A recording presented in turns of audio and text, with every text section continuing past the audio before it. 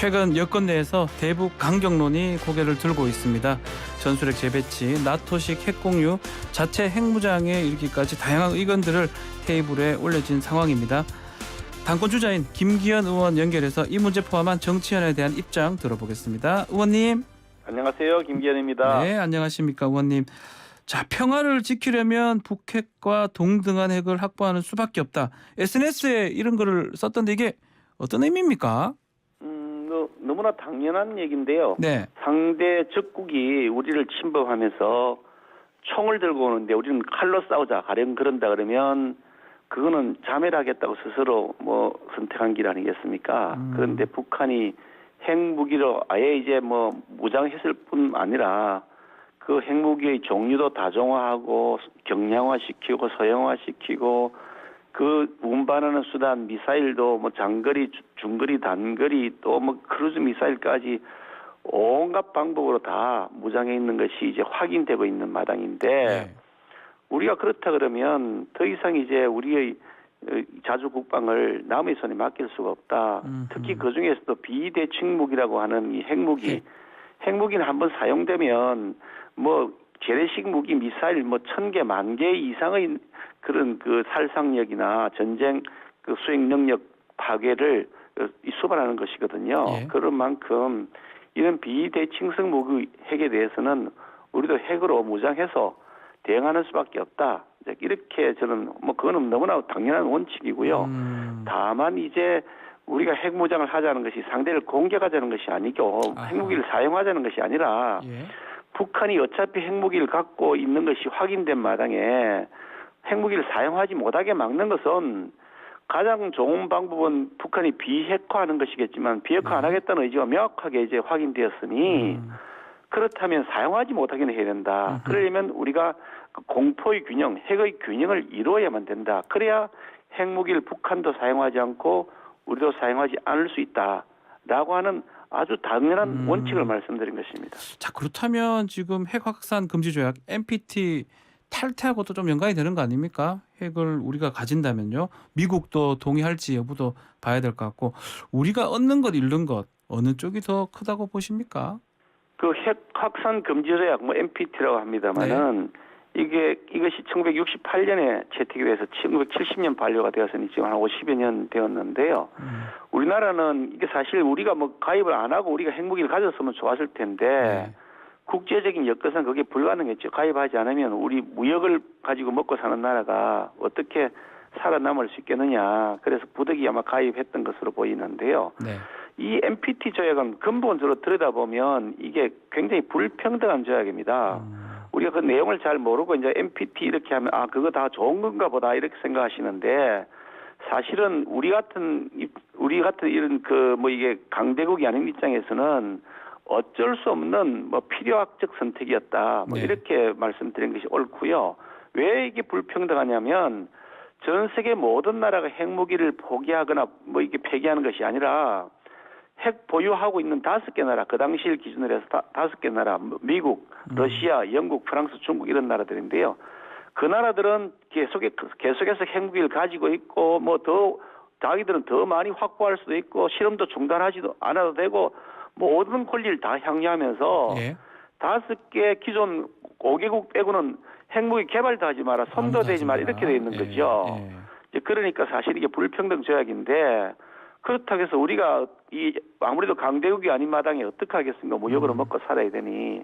그래서 어쩔 수 없이 한 선택이긴 하지만 할 수는 있다 그러면 우리가 핵무기를 가지는 것이 저는 대한민국 국력을 높이는 것이라고 보는데요. 예. 가령 이스라엘 같은 경우가 아주 대표적인 사례인데 이스라엘은 그 조그만 나라지 않습니까? 근데 주변의 아랍국에서 엄청난 그런 그 위협을 받고 있고 생존의 위협을 그동안 느끼면서 이게 비공식적으로 알려져 있고 확인은 안 되었습니다만 이미 국제적으로 사실상 공인되어 있죠. 예. 이스라엘은 핵무기를 보유하고 있다.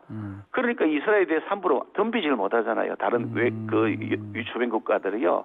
마찬가지로 인도도 자국의 힘을 바탕으로 해서 NPT 그건 무슨 상관이냐. 우리는 자국을 지키기 위해서 그걸 개발해야 된다. 핵무기를 개발해야 된다.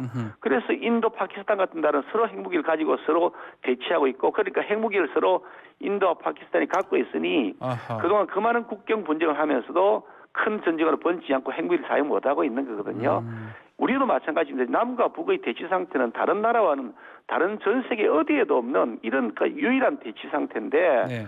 그 대치 상태에서 북한이 저렇게 전 세계 가장 호전적인 그런 조직이고 그게 김정은이라는 폭군이 들어가 있고 핵무기를 다 보장해 있는데 해야 된다. 우리가 다른 나라처럼 뭐 그냥 안전하다 우리는 뭐 전쟁 없는 나라다 이렇게 생각해서 있을 일이냐. 근데 다 좋은데 이제 이거 만약에 이제 그렇게 된다면 우리도 북한처럼 되는 거잖아요. 유엔이 제재를 가할 수도 있는 그렇지가 거잖아요. 않죠. 그게 아닌가요? NPT에 예. NPT가 총 한 11개 조항 11조까지가 있는데요. 네. 10조에 보면 비상사태가 생겨서 자국의 지대한 이익을 위태롭게 할 경우에는 탈퇴할 수 있다가 아예 그 NPT 조항에 들어가 있습니다.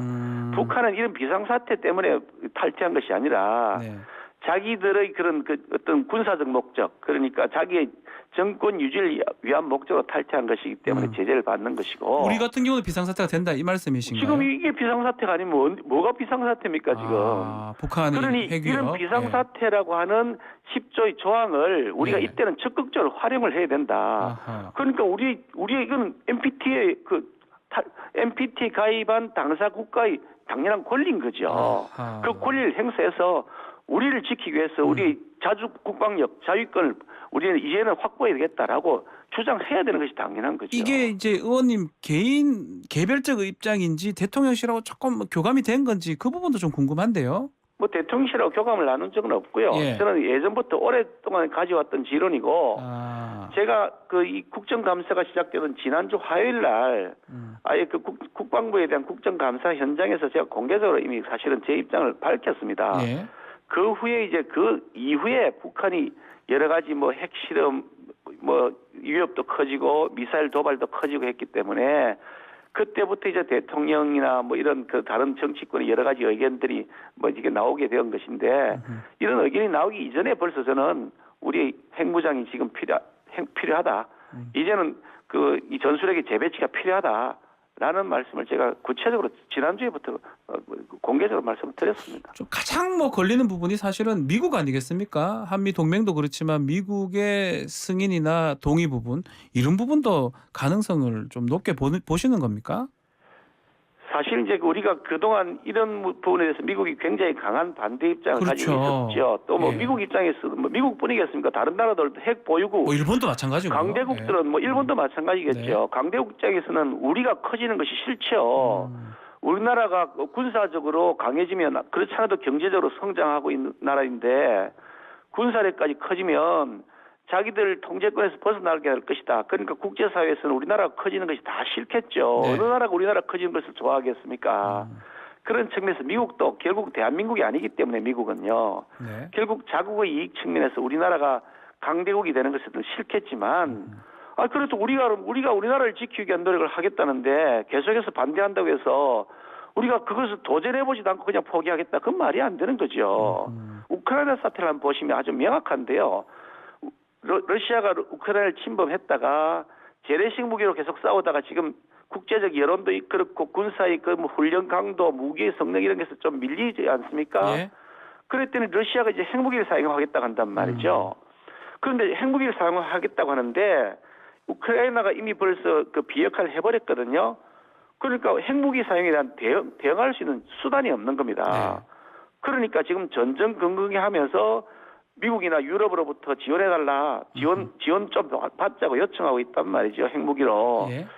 그런데 뭐 그런 사실상 이제 핵무기의 뭐 위협을 상대 국가에 대해서 러시아에 대해서 뭐 국제사회가 한다 그러면 좋겠지만 안 해주면 어떡할 겁니까 그러면? 우리나라의 경우도 마찬가지죠. 언제까지 뭐 우리나라를 다른 나라 특히 뭐 미국이 우리의 동맹국이긴 합니다만 못 믿습니까? 미국이 목숨을 걸고 우리나라를 지키겠다고 할 거냐? 혈맹 아닙니까 그래도? 그게 가능하겠냐는 거죠. 그러니까 우리가 스스로 지키기 위한 노력을 이런 때는 반드시 한 단계 더 나가야 된다라 말씀드리는 겁니다. 당권 주자들도 뭐 그런 얘기 하더라고요. 나경원 전 의원도 뭐 논쟁해보자.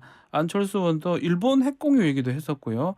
뭐 여러 가지 얘기 중에 가장 공감하는 건 자체 개발이다. 이 말씀은 이제 김기현 의원님께서는 그렇게 생각하시는 겁니까? 아니 제가 들으신 건 제일 공감한 내 말씀은 아니고요. 네. 저는 제가 가지고 있는 소신과 원칙을 말씀드리는 것인데 그렇다고 해서 뭐 지금 이 우리가 하고자 하는 것이 원래 우리의 목표가 100%다 달성될 수 있으면 얼마나 좋겠습니까만 100% 달성 안 된다고 하더라도 전부를 포기할 수는 없잖아요. 할 수 있는 데까지는 해야죠. 네. 당장 지금 시급하잖아요. 지금 북한이 내일이라도 공격한다 그러면 우리가 뭐 어떡할 겁니까? 핵무기를 공격한다면. 그러니 당장 핵무기 공격을 막을 수 있는 핵 억제력 그것을 확보하기 위한 노력을 지금 당장 시작해야 되고 궁극적 목표는 우리가 동등한 핵을 확보하는 것이다. 라는 말씀을 드리는 거죠. 안철수 의원이 말했던 일본과 핵 공유 이 부분은 어떻게 보십니까? 뭐 그게 구체적으로 어떤 내용인지는 잘 모르겠습니다만 어떤 뭐 방법이든지 간에 우리의 자주 국방력, 북한의 핵무기 사용을 억제할 수 있는 그것을 우리가 확보할 수만 있다 그러면 무슨 방법인지 동원을 해야죠. 우리가 살아야 되는데. 네, 알겠습니다. 자, 차기 당권 이야기도 해보겠습니다. 김기현 의원님은 당대표 출마하시는 거죠?